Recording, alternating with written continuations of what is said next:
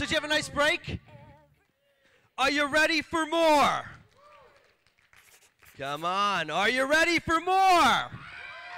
Yeah, because he's tall, he's dreamy, and I tell you, he's the complete package because this man, hair, makeup, and obviously color. Because we have the 2008 North American Hairstylist of the Year, Hair Colorist of the Year award winner, Mr. John C.Simpson. Ladies and gentlemen, please check this out.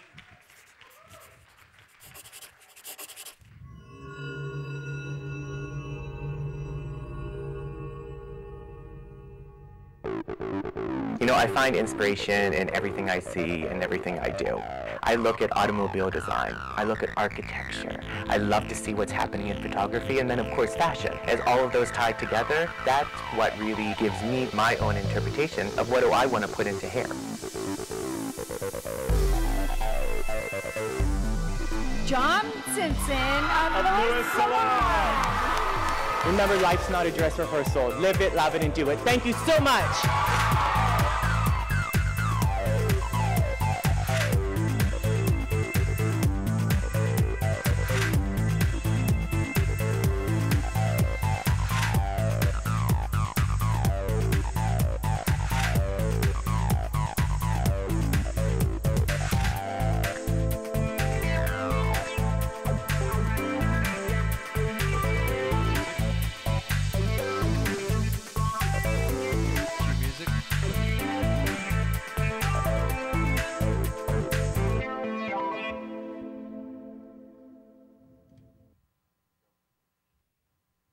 Music.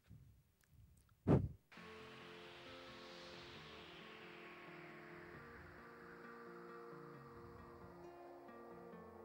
wanna be rich and I want lots of money. I don't care about clever, I don't care about funny. I want loads of clothes and fuck loads of diamonds. I heard people die while they're trying to find them. And I'll take my clothes off and it will be shameless, cause everyone knows that's how you get famous. I'll look at the sun and I'll look in the mirror. I'm on the right track, yeah, I'm on to a winner. I don't know what's right and what's real anymore. And I don't know how I'm meant to feel anymore. When do you think it will all become clear?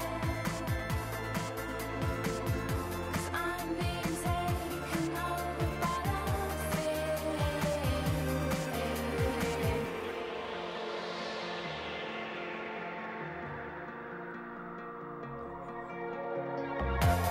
Life's about film stars and less about mothers. It's all about fast cars and cussing each other.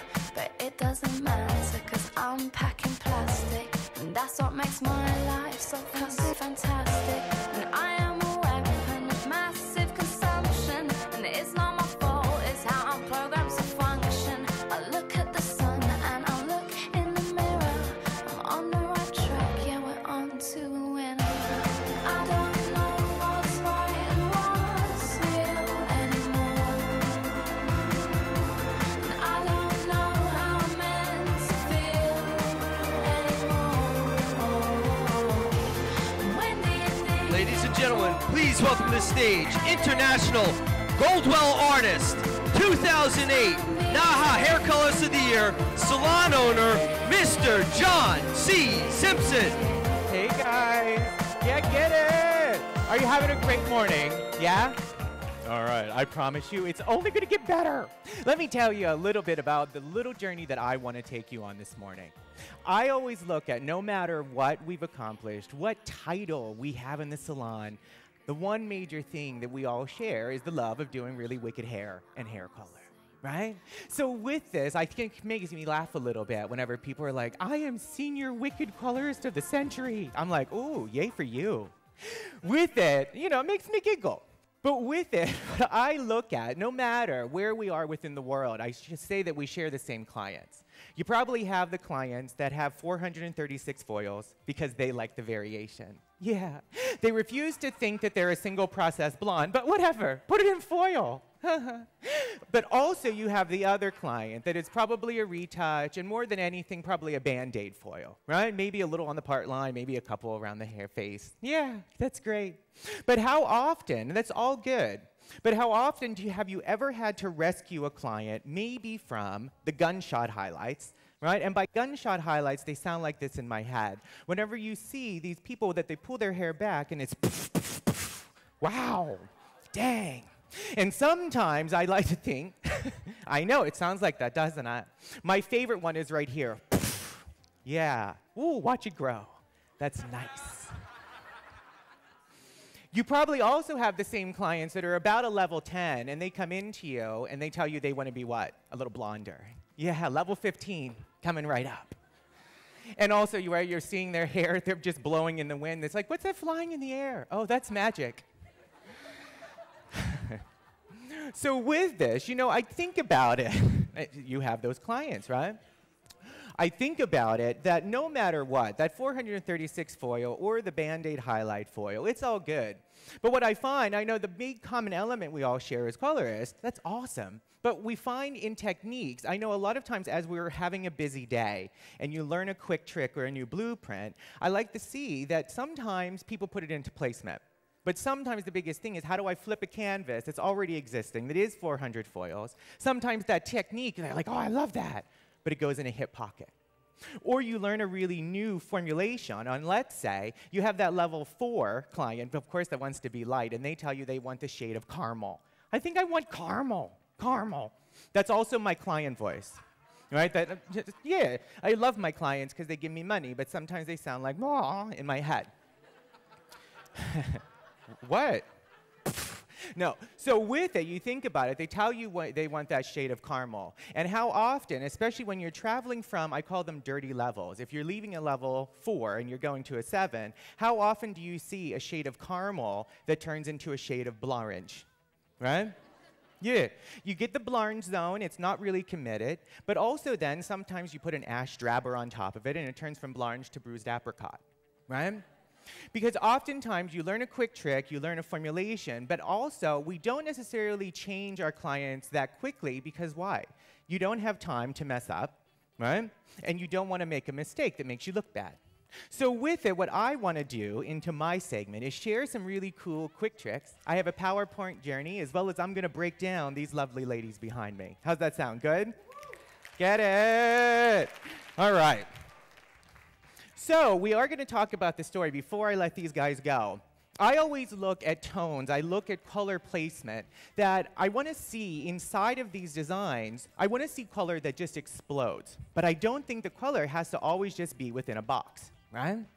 So here, how can I actually create a beautiful radiant red and let the colors spill, but how can I do this and make it into a 12 foil pattern that has all of this hair? Right? This client, multi-layer, she wants to change it into a glowing red, but it doesn't necessarily have to be always just this heavy placement on the lid. Right? How many hair hats have you had to recover? Right? Because hair color has been placed horizontally through here. Oh, I think I want some texture. You know, hair show, yay. And then where does it go? Hair hat, love it. Where'd you get it? Also, it makes me giggle. But also, how can I have the clarity of a blonde without creating magic? I want to see sparkly tones. I want to see Nordic whites. But oftentimes, I think some colorists miss the boat that I say people are responsible for what I kid about the hit it and quit it overlay. Right? The toner that you take because you want something cool, you have them at the shampoo basin, you put on their colorants or you put on their toner and you watch it, whoosh, you rinse it down. Because people are afraid that it's going to turn too murky or silver or blue. But with this, we need, honestly, an innocent red to balance it, right? We're going to break this down. How can I create these sparkling shades, still thinking about the theories of the red, yellow, and blue? Paulina is also going to be my technique model, because you say low light to this client, she could fall off of her chair, right? Because you think it's going to be maybe a shade of brown. But how can I go into a theory that I think sometimes is forgotten, is that your light is only as strong as the dark that sits beside it. right? It's not new. But sometimes we as colorists or we as an industry had a tendency to smother our work, that all of everything is hidden on the inside.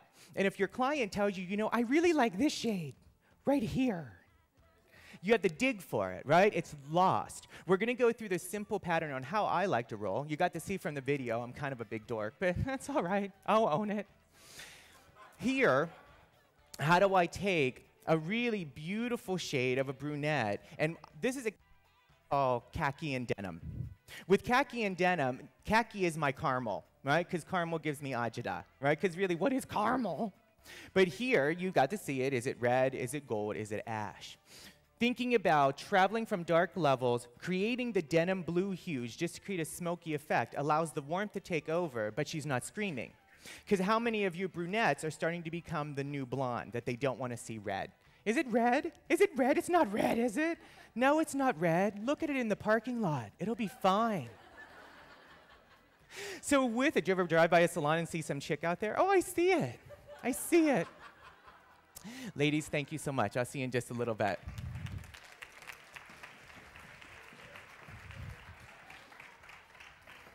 So with this, you have to have a lot of fun. I mean, you know, because I am really quiet and shy.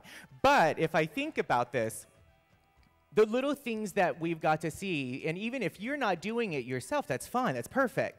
But how many times have these clients, they come to you as a new one and they tell you these stories, right, of what their last colorist did, right? So they're already going through like a little mental twist up. They're like, no, we need to put in more foil because that's what my last, okay, great.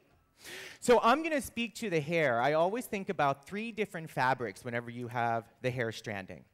You always have a fabric of vinyl, a fabric of wool, and a fabric of cotton. So whenever you're thinking about creating silk, scalp to end, what I need to do is we're going to look at formulations, and I'm going to speak to it in Goldwell and outside of Goldwell, and think about how can I create that durability the whole way through. Because how many of the clients love to talk about this key word called dimension, right? I love dimension. You know, my dimension, I lost my dimension. I'm like, I don't even know if you know what dimension is. You just know you like it and you lose it. Dang. But, you know, you got some money? But anyways, I look at it, and how can I actually not only, maybe it wasn't a placement issue, maybe it was a formulation story. Because my thought is, no matter in a mix of a warm and a cool, and I know that you guys are not doing this, but how many people do you know that put N into everything? Right? If there's no gray, right, why do I need a neutral? It's kind of a safety cushion. So people I find in dimension stories do things like, sorry, can you see that all right? And screen. People will do things sort of like at a 7 level. They'll take like an N, a 7B, and a 7G, right? And they'll say, I lost my dimension, it's gone. Well, that's not that this is so bad, but it kind of is just like a shade of mud, right? So think about it. I always look at, if I were to take something like a natural ash and a golden beige, you decide, if you break it down, there's my browns, but you'll get something of a blue as well as your red and your yellow to make the perfect end. So in Goldwell speak, I like to do dimensional shades, like maybe mixing a 7BG, a beige gold, with a 7MB. So I'm borrowing the green, but then I put like a milliliter of a VV mix to it, because I'm actually allowing myself to borrow the blue and the red that it has. So it's filling in the potholes. I'm getting my browns, my red, my yellow, and I'm getting my green. So mixing a warm and a cool content together, allowing to have the pothole filler through it, perfect. But now think about, where is it going to go through the head? Oftentimes we see blondes, especially that get dirty, like dusty blonde, that it starts out pretty here and then it turns into a weird shade of ew, right? It's kind of like a gray